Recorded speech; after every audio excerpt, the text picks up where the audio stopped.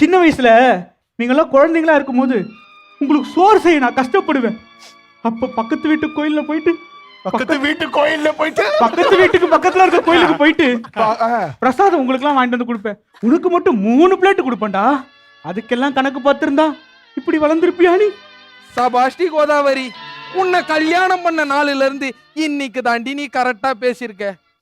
ஒரு பெத்தவங்க கிட்டேயே கணக்கு பார்க்கறது தப்புன்னு தெரியல.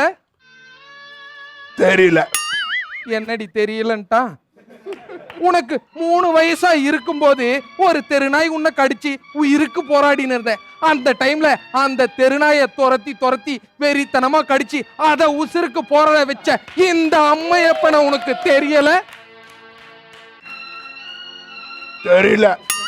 தெரியலன்ட்டாண்டி. சரி, அத கூட விடு. தீபாவளிக்கு இட்லியோட கறி சாப்பிட்டா உங்க பல்லுல மாட்டிக்குன்னு கஷ்டப்படுவீங்கன்னு சொல்லி கறியெல்லாம் நான் சாப்பிட்டு எலும்ப மட்டும் தர இந்த அம்மையப்பன உனக்கு தெரியல. என்னம்மா தெரியலன்றா? அவனுக்கு தெரியலப்பா. நான் யூனியன் ஆபீஸ் போயிட்டு வரட்டுமா? நீ அப்படி ஓரமா இருப்பா.